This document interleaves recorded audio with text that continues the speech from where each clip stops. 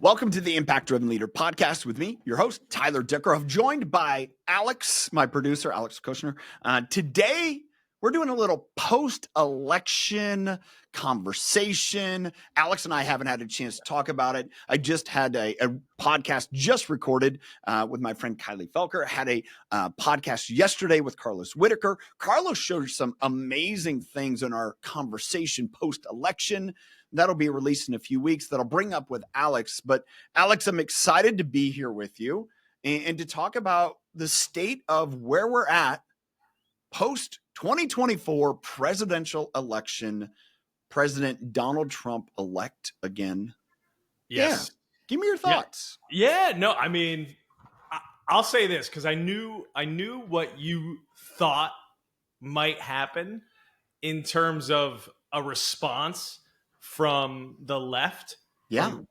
And it's pleasantly surprising, in my opinion, that there hasn't been any real retaliation, no riots. I just heard the comments from Biden, and I was like, okay, like he's like, temperature's down, we accept the loss, and the country voted, and that's what they decided. And I was, I don't say I was shocked. Maybe I was shocked a little bit.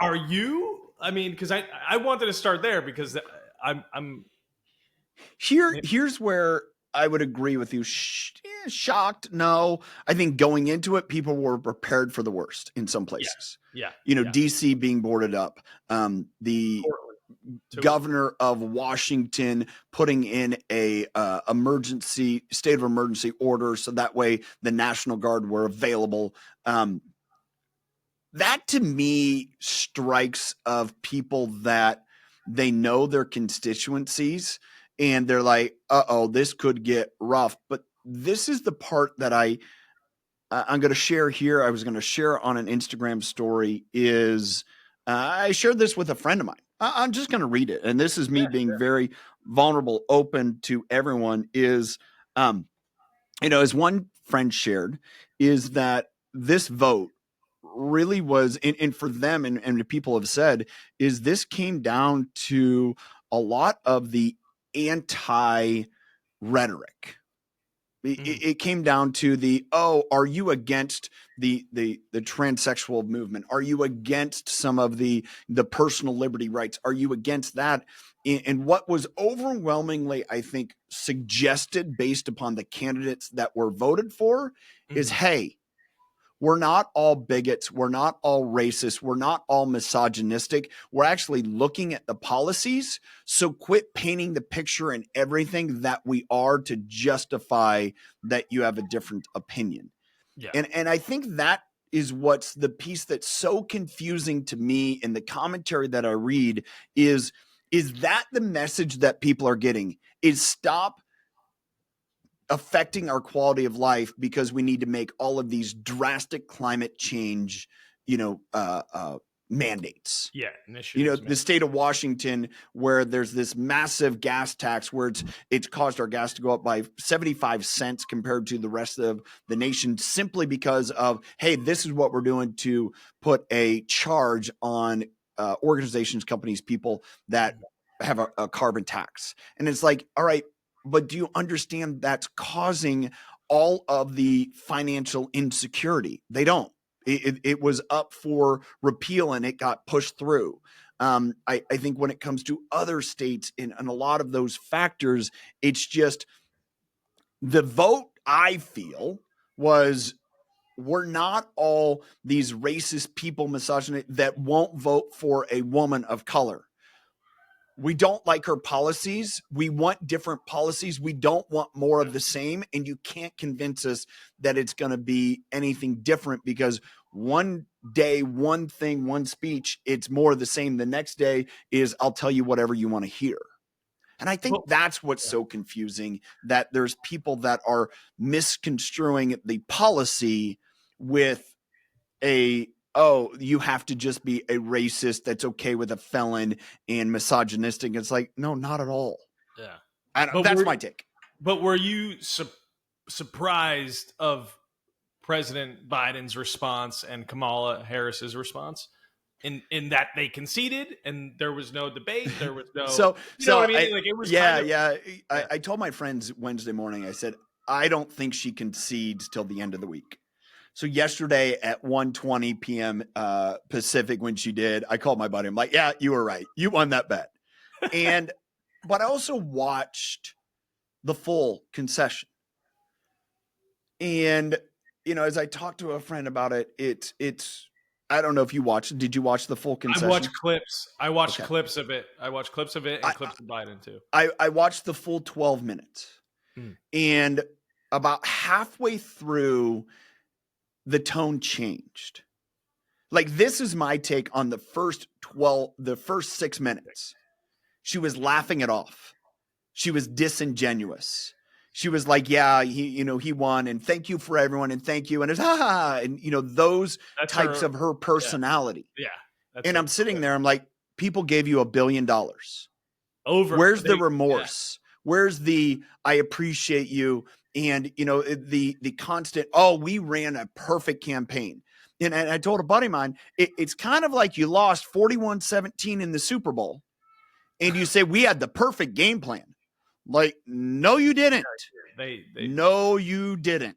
They beat you good. You got beat. Yeah. And your game plan was not perfect. Your execution wasn't perfect, but you're sitting there and you're saying that. It's like, okay.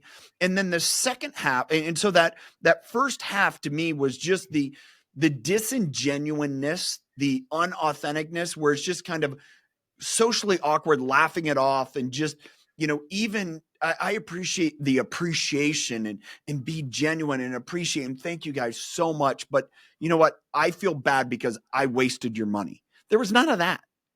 And the second half of her presentation was almost more aggressive and more kind of like, I don't want to say, it was just kind of tense and it was like, oh, that's the real her. That's the prosecutor. That's, I'm going to put you in jail. That's the tone difference totally. Yeah. And it was like, we're going to continue to fight, and we're not going to give up the fight, and all those things. It's like, great. That's what your beliefs are. Continue to hold true to those. That's fine. But it was way more, again, aggressive. And the two-tone difference was just like, that's why you didn't get elected by people in the middle, because they said, I'm not down with that. That's what I pick up. No, I agree. I agree. I was surprised for the most part. There wasn't any craziness, right? No rioting. It's been peaceful thus far. Knock on wood. I hope that remains. And the tone has been kind of like, we lost, House, Senate, presidency. All three. It was pretty much saying, we don't like your agenda. That's what, to me, everything was done is like, we don't like the agenda. We're pushing against it. And when you say we, the people. The voters that voted all of those, the president, the Senate, and the House, and changed and went to one party. Right. The overwhelming 72 million for Trump said, hey, we don't like your agenda. I got a question for you. What do you say to those people that, probably are in the middle, but they voted for Kamala because they thought this: I don't respect Trump as a person. I voted for Kamala because I believe in, the women's rights was a big, obviously, topic, which, is one that I understand. I don't like the rule in Florida that 8 weeks you should have an abortion. I don't agree with that. I would say I'm more conservative, person overall, but that one, but they voted for the party and they lost. And that they go, it's sad to see that people care more about their pockets and the economy more than their integrity and that sort of thing. And that's why, which I don't agree with, but I know people that thought that way, and they thought that Trump has no integrity. He's got, he's not a good person and things of that nature. do you have like a response I to mean, that? here's my question there. Can that person, as much as they're willing to say that in regards to Trump, right? I don't like him because of X, Y, and Z. All right, you can go out on that limb, and your experience with Trump is based upon him being a president for 4 years. If you're saying it's that and or whatever's portrayed in media, whatever else, okay, you can make that decision. But then, how can you so unilaterally give a pass to Kamala and say that, well, maybe she has those same things? Can you so, like, for you and I, we have a working relationship. We've worked together for a year now. I think you generally understand character wise the things that I'm going to do and vice versa. That's a working relationship, right? And so when you want to, in my opinion, there is I'm going to hold someone so much to I am going to reject some of the business principles, because I mean, to me, that's business principles. If we look at the policy as business principles, I'm going to reject potential business principles. That's no longer a decision-making process. And instead, I'm going to all go based upon, the values, the character, those things. And it's like, this is where I question is like, to me, there's just as much question marks about Kamala as there is Trump. The fact that at every rally she was different, that to me is like, that's a red flag. You didn't Yeah. know who you were going to get. Yeah. What I just mentioned in the concession speech, she was a different person. Like, oh, you're laughing up. That to me is not a genuine person that is truthful, that's looking out for your best interest. They're just joking it off. Like, all right, are you socially awkward? Is it just a awkwardness, and that's how you really? That's a little weird, right? And so when someone says, "Hey, this person is, a felon. They've made sexist comments. They've whatever else," and it's like, okay, so then if you're using that and nothing about the business principles, if you're using that as your sole decision maker, which you're allowed, that's great, that's fine. And then why am I not allowed to use that same thing against another candidate? Absolutely. You have And I think that's the question. It's not about, oh, you want to say Trump's a bad person or whatever else. Well, I don't think Kamala's a very good person. I don't think, but you aren't allowed to have that, right? It's, all of a sudden, if you don't vote for Kamala, then that means you don't care about the climate, that you don't care about women, that you don't care about people with race, that you don't no, that's not the case at all. Like, that wasn't part of my decision. Yeah. I agree. It's so much more complex, like when you vote for president, all these policies, right? No one will ever agree with 100% of whether left or right or Republican, Democrat. Well, but I think that's the challenge, is that I mentioned this in the open. I had a great conversation with Carlos Whitaker. So Carlos Whitaker, the author, he has a Los Wit on Instagram, just had a new book come out called Reconnected. And one of the things that Carlos did very much the last 3-4 years, especially during the 2020 period, was having a lot of race conversation with people. He's a Panamanian American. His mom's also an immigrant from, I forget which other country, but his dad's from Panama. Mm-hmm. And so would have a lot of conversations with people, especially in the Christian space, that, just like, hey, let's appreciate each other. Let's be able to have these conversations in a healthy, good manner. And one of the things that he shared with me that's going to come out in the podcast when it releases in a few weeks is that part of his book Reconnected is he took 2 weeks, lived with some monks in Southern California, took 2 weeks, lived with the Amish of Northeast Ohio, my home spot, and then spent 3 weeks with his family. No screens, no phones, nothing. Yeah. And this is what he told me. It came from our biggest piece of our conversation that applies to right now. We get going so fast that the solution is myopic, and we push so hard this is a solution, that we stop to realize that, let's slow down and the world's a whole lot different than when I'm racing with blinders and trying to be uber efficient. And this is the conversation we had, and I thought is great, is that what I found and what we both agreed on is that the polls, the far extreme, the far left, the far right, have this is our solution. Right. And I think if I'm going to sit here and say, I'm going to say Trump is far right and Kamala's far left, just for this conversation, I think that's where they sit. And the problem is that's so efficient that you miss everyone that's not.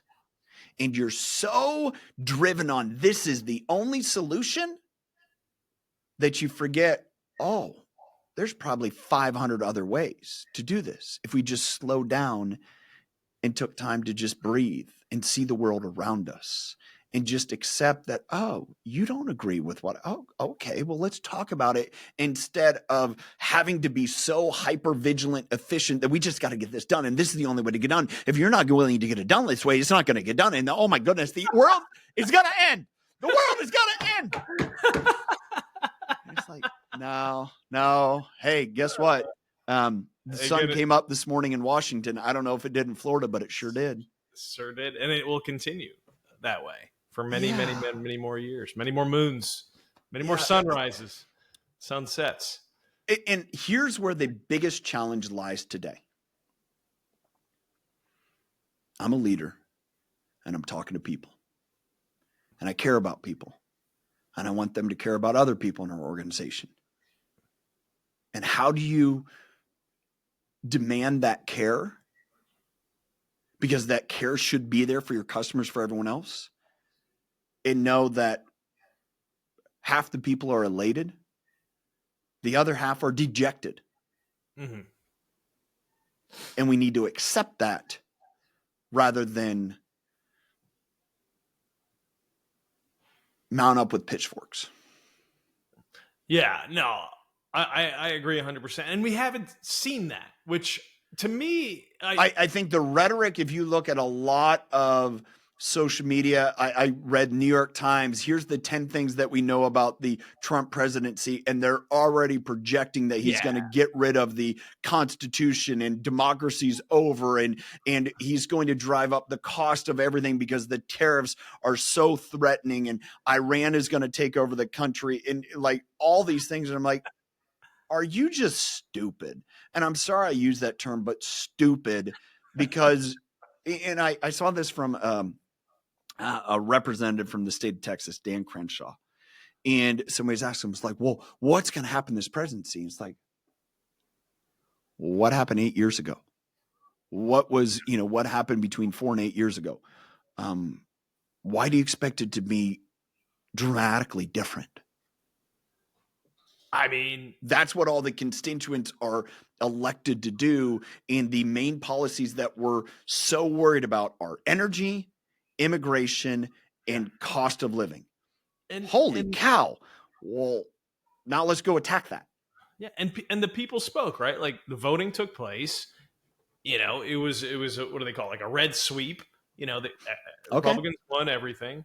A red wave. Red wave sweep. Well, I mean, it was the blue wall, and so many terms, and now whatever. But the people spoke. They did not like, and I think it is a lot of majority of these swing states where people are mostly in the middle, and they kind of are fair weather depending on their feeling of how this country is going, and they decided that they do not like the way the country was heading, the jobs market, the extreme inflation, the cost of housing, the price of goods and groceries and everything, and decisions that are being made in a lot of different categories. And they want to go and try something different. And it's not about, it's just about my pockets and the money. There's many more complex layers to that than just, I know what I get when Donald Trump's president. He's the same person, whether you like him or not. The other way, I don't know what she is or what's going on. Yeah. Is it going to be the same? Is it going to be different? Is it going to be where, people in the world take notice and say, uh-oh, we can't just buffalo the U.S. I mean, that's what came out in a lot of the world leaders when, and again, it's been reported that Hamas is like, we're done. Iran is like, oh, we better sharpen our pencil. Like, we can't just continue to push on like we have. When those things come out in the first like 24 hours, I guess that tells me that the world is like, oh, we need to take them serious. That's what I gather from that perspective. That's what it tells me. Can I ask you a question? Two things. Please. What do you think about RFK being part of this and focusing a lot on food and health and big pharma? I'm going to go back to one of the things that I was really excited for because I thought it would happen and it didn't. And I think Trump's going to be challenged here. But man, I think part of his deal and RFK is not going to go away quietly, which is great. I thought during Obamacare, they were going to absolutely like fix insurance in big pharma. And instead, I think if we go back to the election of 2008 through now, that's 16 years. If we were to look, and I'm not a financial, expert, but if we were to look at the stock market, the returns of those two industries, insurance and big pharma, probably have outpaced everything. Probably up and to the right. Because they gave them a free pass to reduce the quality of care, drive prescriptions, all those things. If anything comes out because of RFK, I think there's going to be major reform in those two industries. Yeah. And I think Trump is going to have a hard time not. I think, the question may be, it's like, there's some big money people there in those industries. It's like, yeah. But when you saddled up with RFK and those are the two industries that he despises the most. Yeah, he does. Yeah. Then he's gonna push on him hard. And to me, if you go back to one of the things that Kamala brought up is like, oh, we need to affect the cost of medical care for the older generation. Well, the solution to that is to fix the insurance and pharma problem.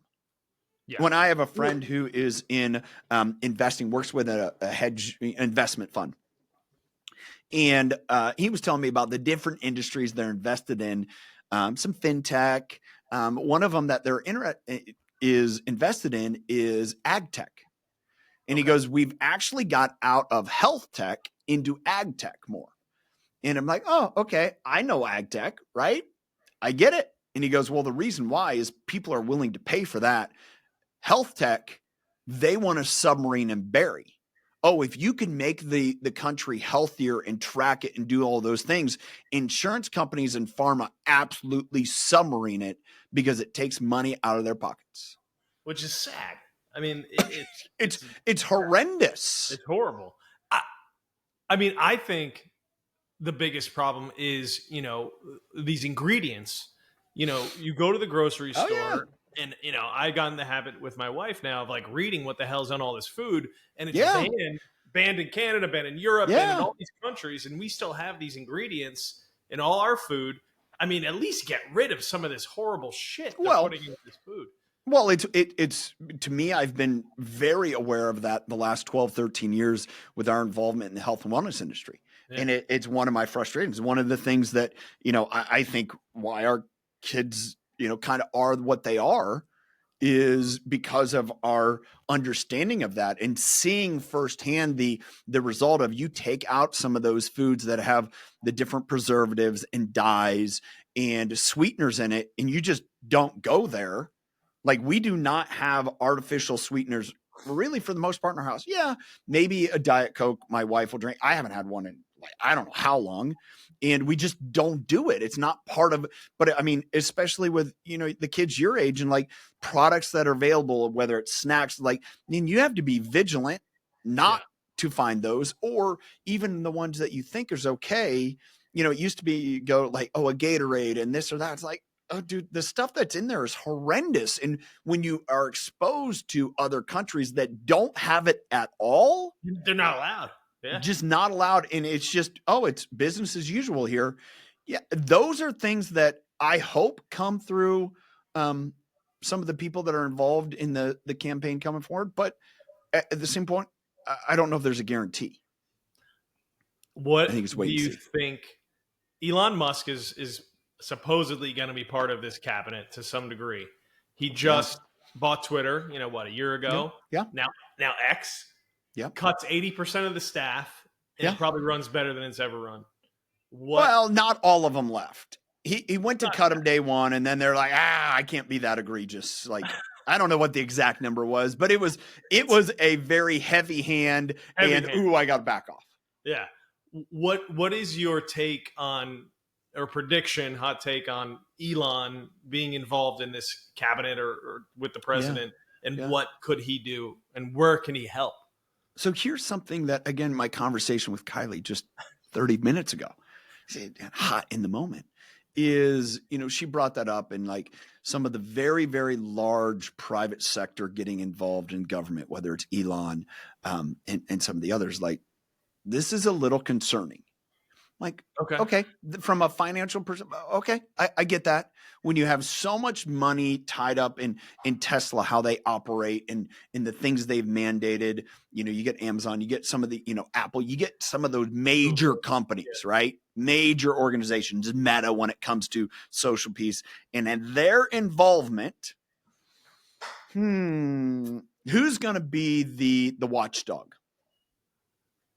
Now, I sit there and hear that and hear the perspective from her, but it's also, man, I also know they can't make as much impact as what they think they can, and they'll find that out quickly because you still got to go through the entire bureaucratic process. Bureaucracy. Yep. And it's as fast as you can move. It's slow still. And this is one thing that I do hope and believe. If you can get to the point where we get more efficient as a government, that's going to help every single one of us. Yeah. And I think that's where he could actually, if and the thing I like about Elon, I don't like everything he does. Did you ever see the interview with him and Don Lemon from CNN? Maybe no. Amazing interview. Like, it's all about, him when he bought Twitter and, everything that gets posted and free speech, and he rips Don Lemon up. Don Lemon sucked in that interview and got ripped. And I loved Elon for it because he's like, I don't give a fuck. I'm going to do what's right. Pardon my French, but I'm going to do what needs to be done. Yeah. And I like that because for so long, I mean, Tyler, how long have we had, so many of these bureaucrats and, lifelong politicians talking about the debt and the spending, and you finally got someone in here who's hasn't been a lifelong politician, but an entrepreneur and a business leader at in this cabinet, similar to Trump. I think that's the thing that is most needed. Mm-hmm. And I don't know exactly how it's happened, but in some places it's happened or not. I think in this state of Washington, most of the elected officials that got elected this term are career politicians. Yeah. They're career politicians, all for one party. And the people that have had business experience, that have worked outside of politics, didn't get elected. Yeah. And this state is different than the majority. It is the part of the blue wall, right? And I think that is where, there's a great opportunity. And again, I don't care what party you align with. I don't.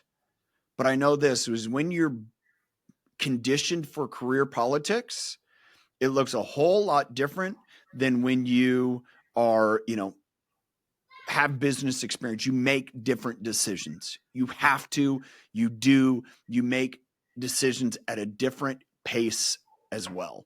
And I think that's where it's just, I pulled up because I wanted to go through the New York Times article this morning of the 10 takeaways from the night Trump marched back into the office. The first one was democracy is likely put under tremendous strain. I don't get it. I don't understand it, but that's just me. The country and its foreign allies are in major whiplash. Yeah, we've seen that. And you know what? I think that's also when we talk about the different people who are starting wars, perpetuating wars, all those things have like, oh, we need to slow down. Yeah. That's what I've read. It said that Trump remains the nation's most durable political force. Well, I think there's a little bit of that where it's like he's willing to just roll on and he's not looking for the party's favor. Doesn't care. Like, whatever. I agree. I don't think he's looking for like approval. He wants to. No, I do believe that he really wants to serve the people in the way that he believes is serving the people of this country in the right way. I do believe that. Yeah. Whether you agree with him or not, up to you. But that's how I felt. One of the other ones here was a brief era of good feelings is over for the Democrats. I've heard this from people, and again, I would say I'm newer to politics. I paid more attention in the last 4 months of this presidential race than I have in my previous 27 years as a registered voter. I just have didn't. So it's hard for me to know, but one of the things that I've gathered through some of the commentary is that the Democratic Party no longer represents what a lot of the lifelong Democrats have stood for. It's changed. It's really gone to a far extreme, as we've talked about the different extreme portions of the agendas, right? I don't know how I would put it. And so there's a part of me that looks at this and says, the brief era of good feelings for who? If you look at one of the things that the Democratic Party stood on was, job equality and jobs and, the ability to live and gain an upward mobility and those things. And it's like, the things that have happened in the last 4 years have absolutely put that at risk. So I just am confused by that. What's your take on that? Yeah, no, I agree. I mean, everything that was written in this article is, and my problem with media, traditional media and how it's been weaponized, right? Yeah. And brainwashing of instead of free thinkers, like a society of people who really think and question instead of just read and follow and get angry and emotional. And that's one of the things I really want to instill in my kids is, don't believe everything you read, really question it. And we've gotten there. Yeah. And this is a perfect article because, you had how many people, do we know the total number of votes? Hundreds. I think there was roughly 140, just over 140 million votes for president. And what, 90 million, 80 million for Trump and 72. 72. So 72 million people feel a certain I think that's without the latest Nevada number. So, I mean, it could be a little bit higher, but yeah. And so it's to write something like this is just disingenuous. Again, you're right. It's who's it for? Who's it feeding the fuel and fueling, people's, hate and opinion, because it's not absolute. It's not true. It didn't happen before when he was president. Is it going to happen again? No. Is it going to ever happen? Probably not. And I just, these things are just, it's ridiculous when people write them and they get it for the clicks. Well, and I think here's the thing that I think we're starting to see is a friend of mine just shared a story from CNN, and ultimately what it says is that it's from people within the Democratic Party that are pushing back and saying, quit with the far left agenda because this is not what we stand for. I agree. And I think there was enough from the middle to right that said, all right, well, we got to push against this or it's going to go farther and farther and farther.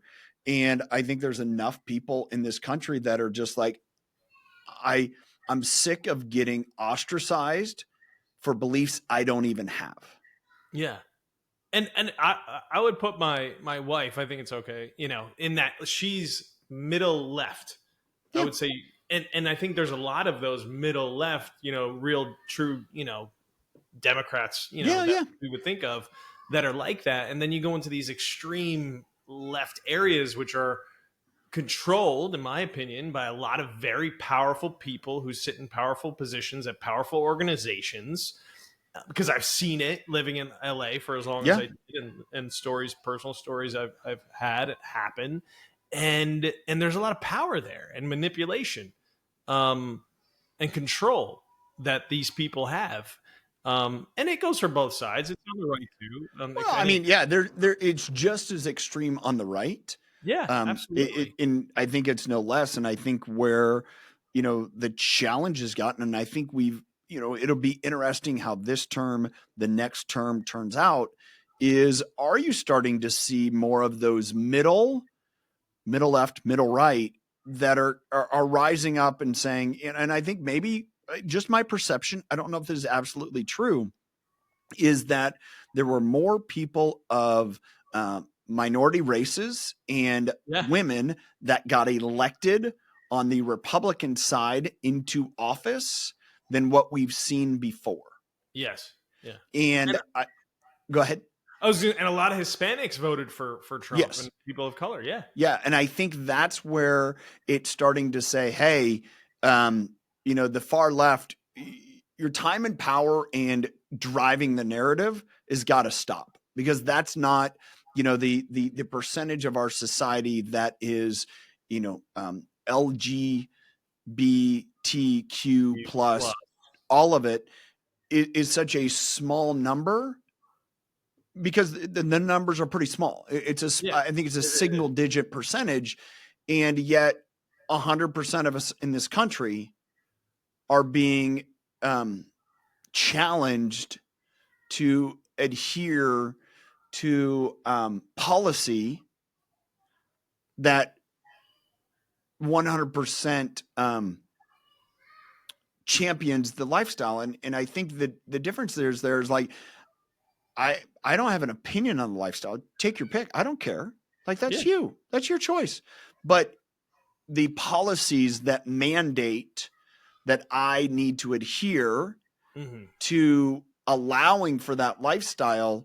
Yeah. Not saying I can, like, do, but to embrace and champion and encourage people in that lifestyle. I don't think it's fair. Just as much as I don't think it would be fair in this country if we forced and championed that if you have to live on a farm and you have to embrace that. I mean, it's roughly probably the same percentage points. It's like, that's not for everyone. Yeah. I get it. I get it. And I agree. And I think, the people spoke, and, we're going to see. I mean, have you seen the stock market? And how do you think that's sustainable? This rally, that we've seen moving into just the last 2 days. There's clearly euphoria. Well, there's been a lot of money on the sidelines, and I've known that personally. There's been a lot of money just waiting for the bottom to fall out.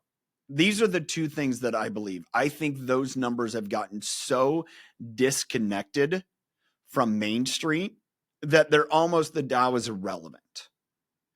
This is what I did bring up again earlier in my conversation, is I think we need to go into recessionary type conditions, meaning if we do improve the energy and we do improve those sectors, we do improve the overall cost of living and the affordability of living a lifestyle that is American, right? I very much see that means the value of the dollar increases. So we could go from 44,000 to 32,000, and the stock market and the economy is way healthier.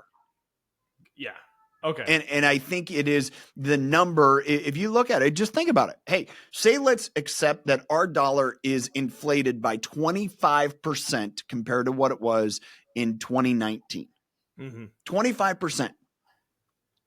Well, that means we go from 44,000 to 32,000 and we're at the same number. That's what it is. Yeah. That's 25%. So we're sitting here saying it's like, no, we just have an overly inflated, metric. I get it. That's my view. We're we're towards the end here. I guess, what is your outlook over the next, coming week? Or let's say in the beginning, like what are the first things that happen in January? I think we've already begun. Oh, okay. And I think that's what's important. We have these world leaders that are reacting and acting. We have the stock market doing what it's doing. And this is one of the things that I didn't consider. And like, Trump already knows the lay of the land. He's already picked a cabinet before. He already knows how to pick a cabinet. He already knows the power brokers internationally and domestically. He doesn't need to wait till getting into office or developing those relationships further between the different parties. He already knows and is making phone calls and doing it. I think we're going to see, we're already seeing changes that are going to happen before he ever gets confirmed, because it's already happening. And I think that's and when you have the House and the Senate that are all the same party as the president, you're going to see things that happen very fast accord. But I don't think that means it's going to be drastic. I think that means it's going to be, how do we set ourselves up to get this thing changed in moving in a direction that follow the policies that he brought forth, which was energy, immigration, cost of living. That's it. And, you throw in there foreign policy, but I think that's part of energy, right? And that's part of cost of living. And I just kind of see what happens here. And I think the other piece of it is we have to remember 68 million people voted for Kamala. Okay. How do we as a society go through that? Do we continue to have this contention, or are you going to have more people speak out? It's like, hey, the 72 plus million that voted for Trump aren't all racist, bigots, and misogynists. Yeah. They just want a better quality of life. So you know what? If we all embrace that and we get rid of the fars, the far left and the far right, and just come together as a middle, dude, we're going to be in good shape. Let's go. I agree. Let's go. Let's get it.